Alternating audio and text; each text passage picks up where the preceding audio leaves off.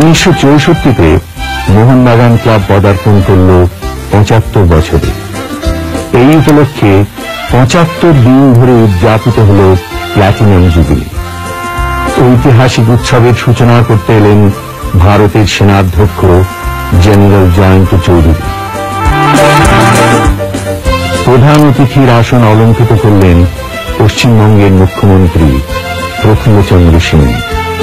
ক্লাবের প্রাণপুরুষ ধীরেন্দ্রের সুদক্ষ পরিচালনায় এই উৎসব রূপ নিয়েছিল এক আন্তর্জাতিক ক্রীড়া যজ্ঞ। উদ্বোধনী বক্তৃতায় প্রফুল্ল সেন, জেনারেল জয়ন্ত চৌধুরী, ক্লাব সচিব এস.এন. বসু ক্রীড়া ও সামাজিক ক্ষেত্রে মোহনবাগানের স্মরণীয় অবদানের কথা উল্লেখ করলেন।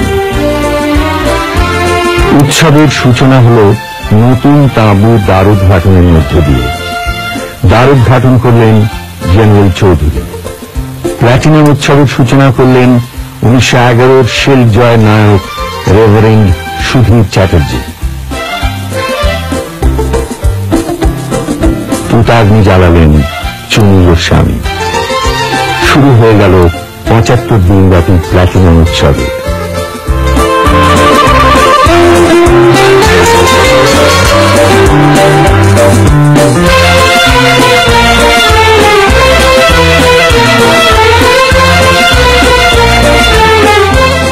অ্যাথলেটিক্সের আসরে যোগ দিতে এলেন 1964 টোকিও অলিম্পিকে সোনাজয়ী পূর্ব জার্মানির চ্যাম্পিয়ন অ্যাথলিটরা। ভারতীয় এবং মোহনবাগান অ্যাথলিটদের সঙ্গে তাদের লড়াই হয়ে উঠল পরম উপভোগ্য।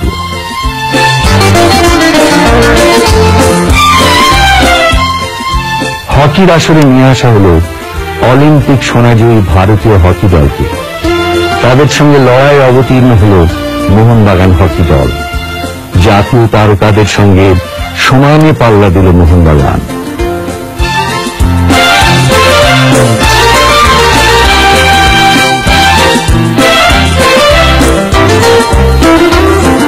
টোকিও অলিম্পিকে ফুটবলের সোনাজয়ী হাঙ্গেরির ফুটবলারদের নিয়ে গড়া তাতাবানিয়া ফুটবল দল খেলল মোহনবাগানের সঙ্গে।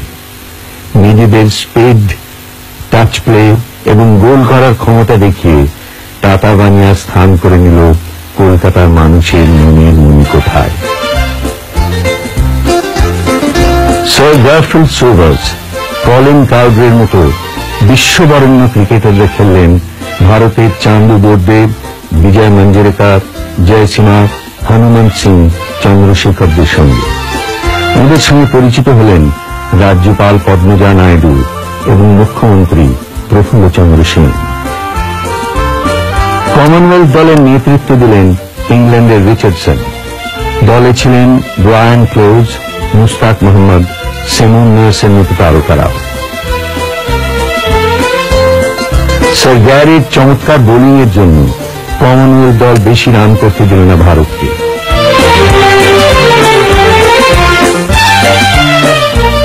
ভারতীয় দলকে নেতৃত্ব দিলেন মনসুর আলী খান পতৌদি।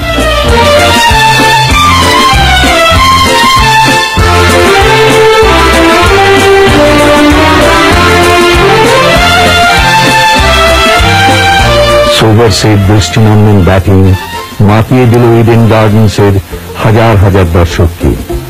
সেই স্মৃতি ক্রিকেট প্রেমীদের হৃদয়ে আজ অম্লান।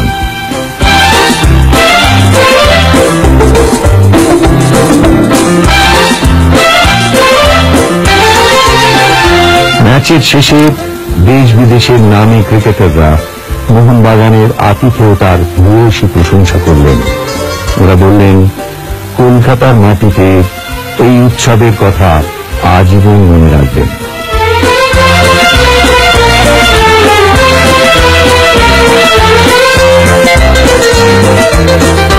ওই ম্যাচ থেকে সংগৃহীত 50,000 টাকা মুখ্যমন্ত্রীর ত্রাণ তহবিলে দান করলেন ধীরেন্দ্র।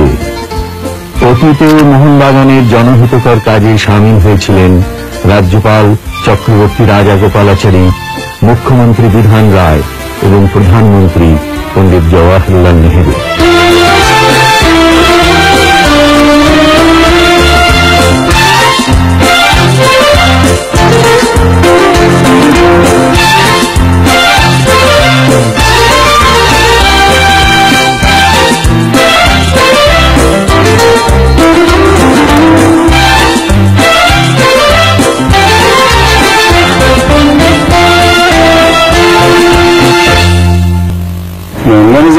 club, greatest club.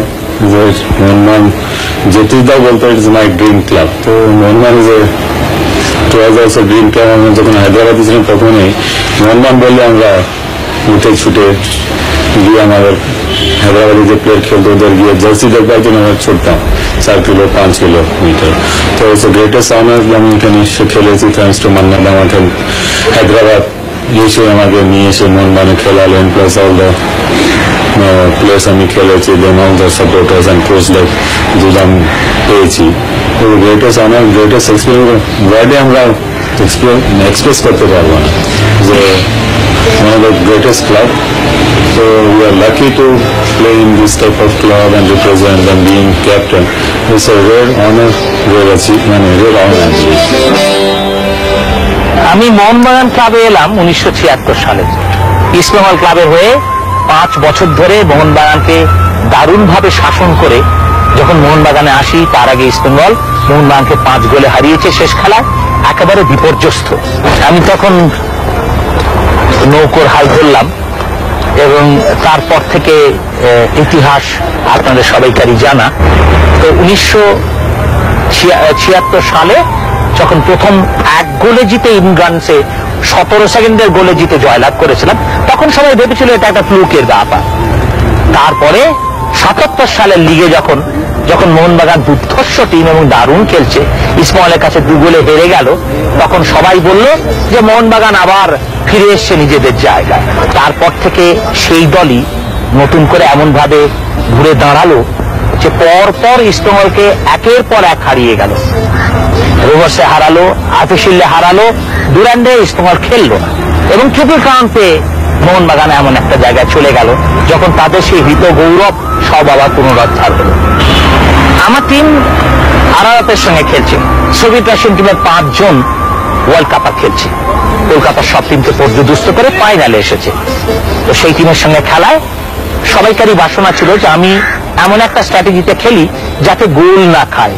কিন্তু আমার মনে হয়েছিল যে এই রাশিয়ান টিমটিকে, যেখানে খোরেনের মতন, আগ্নেসিয়ান, আন্দ্রেসিয়ানের মতন প্লেয়াররা খেলছে, তাদের হারানো যেতে পারে। এবং সেই জন্যে আমি একটা এমন প্ল্যান করেছিলাম যে আমার যে সবচেয়ে মারাত্মক অস্ত্র আক্রমণের বিদেশ বোস, তো শেষ পর্যন্ত আমি ঠিক করলাম যে বিদেশকে প্রথম থেকে নামাবো না। তার মানে হাতের সবকটা তাস দেখাতে চাই। তো বিদেশকে তুলে রাখলাম, ততক্ষণে এমনই মজা, প্রচন্ড বৃষ্টি শুরু হয়ে গেছে, মোহনবাগান একটা গোল খেয়ে বসলো। তারপরে আপনারা জানেন ইতিহাস, 19 মিনিট বাদে আমি বিদেশকে নামালাম। ইন্ট্রোডাকশনের আগেই আমি হাবিবকে বললাম যে এইবার তুমি ওই যে রাইট ব্যাকটা খালি ওভারল্যাপে আসছে, সে তখন তার ডিফেন্সিভ পজিশনটা ভুলে গেছে, থ্রুটা ওইখান দিয়ে বাড়াও। হাবিবও একটা মোক্ষম থ্রু বাড়ালো, প্রথম বলটাই বিদেশকে যখন বাড়ালো, বিদেশ সেই বলটা নিয়ে যখন কাট করলো, তখন ও আর গোলকিপার একা, ও পাস করে দিল, তার থেকে মানুষ বচ্চার গোল করে গেল এবং অবাক হয়ে যাবেন। আর তার 5 মিনিটের মধ্যে আরেকটা গোল, মোহনবাগান 2 আর রাশিয়ান টিম 1। এবং এমন অবস্থা দাঁড়ালো, তখন রাশিয়ান দলের হাই কমিশনার পর্যন্ত মাঠের মধ্যে নেমে পড়ে বলছেন যে খেলা বন্ধ করে দাও। শেষ পর্যন্ত খেলা বন্ধ হয়নি, ওরা আরেকটা গোল শোধ করে 2-2 করেছিল।